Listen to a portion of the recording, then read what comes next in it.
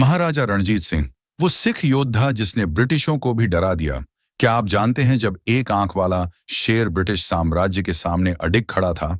19वीं सदी की शुरुआत थी। ईस्ट इंडिया कंपनी धीरे धीरे भारत की राजनैतिक और सैन्य सत्ता को निगलती जा रही थी। एक एक कर कई शक्तिशाली राज्य उसके आगे घुटने टेकते जा रहे थे।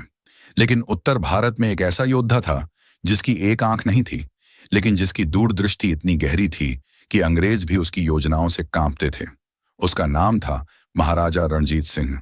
कभी आपने सोचा है कि जब पूरा भारत अंग्रेजों के शिकंजे में फंस रहा था, तब एक सिख शासक ऐसा भी था जिसने ब्रिटिश साम्राज्य से संधि की, लेकिन गुलामी नहीं स्वीकारी? रणजीत सिंह ने एक ऐसा साम्राज्य खड़ा किया जो दिल्ली से अफगानिस्तान तक फैला और जिसकी ताकत का लोहा अफगान, अंग्रेज और मुगल सभी ने माना। महाराजा रणजीत सिंह का प्रारंभिक जीवन, एक आंख वाला बालक जो सिंह बन गया। रणजीत सिंह का जन्म 13 नवंबर 1780 को गुजरांवाला, अब पाकिस्तान में हुआ था। उनके पिता महासिंह सूकर चकिया मिसल के सरदार थे। रणजीत का असली नाम था बाबा रणजीत सिंह, लेकिन बचपन में ही चेचक की बीमारी ने उनकी एक आंख छीन ली। परंतु इस एक आंख वाले बालक के हौसले 2 आंखों वालों से कहीं ज्यादा थे। 9 वर्ष की आयु में जब उनके पिता की मृत्यु हुई तो रणजीत ने कमान संभाली। 12 साल की उम्र में उन्होंने पहली बार युद्ध में भाग लिया और विजय प्राप्त की। क्या आप कल्पना कर सकते हैं कि एक किशोर उम्र का बालक तलवार लिए रणभूमि में दुश्मनों को काट रहा था? महाराजा रणजीत सिंह ने सिख साम्राज्य की नींव रखी, टुकड़ों को जोड़ा, ताकत बनाई। 18वीं सदी के अंत में पंजाब अनेक मिसलों, छोटे सिख राज्यों में बंटा हुआ था। रणजीत सिंह ने एक एक करके इन सभी मिसलों को संगठित किया। 1799 में उन्होंने लाहौर पर अधिकार कर लिया और वहीं से सिख साम्राज्य की नींव पड़ी। क्या आप जानते हैं, रणजीत सिंह ने खुद को कभी राजा नहीं कहा। वे खुद को हमेशा सरबत खालसा का सेवक कहते थे। उन्होंने गद्दी को गुरु की कृपा माना और जीवन भर सिख धर्म के आदर्शों पर चले। महाराजा रणजीत सिंह की रणनीति का जादू, अंग्रेज भी बन गए प्रशंसक। रणजीत सिंह ने युद्ध में सिर्फ तलवार का नहीं बल्कि दिमाग का भी इस्तेमाल किया। उन्होंने फ्रांसीसी और इतालवी जनरलों को अपनी सेना में शामिल किया, जैसे कि जनरल वेंटुरा और जनरल अलार्ड, जो नेपोलियन की सेना में रह चुके थे। उन्होंने अपनी सेना को यूरोपीय स्टाइल में संगठित किया।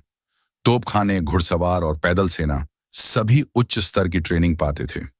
यही कारण था कि अंग्रेजों ने उन्हें the Napoleon of the east की उपाधि दी। महाराजा रणजीत सिंह ने की अकाल तख्त की रक्षा, धर्म और सत्ता का संतुलन। रणजीत सिंह के लिए धर्म केवल पूजा का विषय नहीं था, वह राज्य संचालन का आधार था।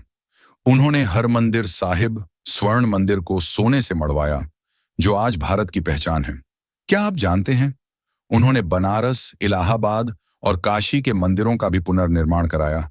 भले ही वे सिख धर्म के बाहर थे, उनका मानना था कि जहां धर्म है वहीं राष्ट्र की आत्मा है। महाराजा रणजीत सिंह ने अफगानों और पठानों को दी शिकस्त।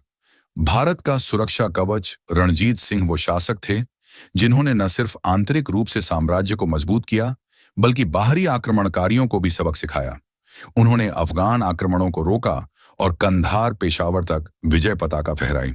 1819 में कश्मीर को जीतकर उन्होंने एक ऐतिहासिक कार्य किया। एक ऐसा क्षेत्र जो सदियों से बाहरी शासकों के हाथों में था, वो अब भारतीय शासक के अधीन था। महाराजा रणजीत सिंह ने अंग्रेजों से संधि की, लेकिन बराबरी की शर्तों पर। रणजीत सिंह ने 1809 में ट्रीटी ऑफ अमृतसर पर हस्ताक्षर किए, जिससे सतलुज के इस पार अंग्रेज और उस पार सिख साम्राज्य का अधिकार तय हुआ। लेकिन यह संधि गुलामी नहीं थी, बल्कि रणनीतिक समझदारी थी। क्या आप जानते हैं, अंग्रेजों ने कई बार रणजीत सिंह से हाथ मिलाने की कोशिश की, लेकिन वो कभी भी उनके अधीन नहीं हुए। उन्होंने अपने राज्य में अंग्रेजी मिशनरियों और व्यापारियों पर सख्त निगरानी रखी। महाराजा रणजीत सिंह न्यायप्रिय राजा थे। मुसलमान, हिंदू, ईसाई सभी के संरक्षक। रणजीत सिंह का न्याय और धर्मनिरपेक्षता आज के नेताओं के लिए प्रेरणा है। उनके दरबार में हिंदू दीवान, मुस्लिम सेनापति और यूरोपीय सलाहकार एक साथ काम करते थे। क्या आप जानते हैं, उन्होंने किसी भी धार्मिक स्थल को क्षति पहुंचाने की मनाही की थी। यहां तक कि जब उनके सैनिकों ने शाह शुजा से कोहिनूर हीरा छीना, तब भी उन्होंने उसे व्यक्तिगत संपत्ति नहीं बनाया, बल्कि उसे हरमंदिर साहिब को समर्पित कर दिया। महाराजा रणजीत सिंह आखिरी सांसें और उसके बाद का तूफान रणजीत सिंह की मृत्यु 27 जून 1939 को हुई। उनकी मृत्यु के बाद सिख साम्राज्य धीरे धीरे बिखरने लगा और अंततः अंग्रेजों ने पंजाब पर अधिकार कर लिया। लेकिन रणजीत सिंह की छवि एक अजेय शासक के रूप में आज भी जीवित है। क्या आप जानते हैं, उनकी मृत्यु के बाद उनके 4 पत्नियां और 7 सेवक सती हो गए, जो उस समय के प्रति उनके प्रति निष्ठा और प्रेम को दर्शाता है। महाराजा रणजीत सिंह के अनसुने रोचक तथ्य।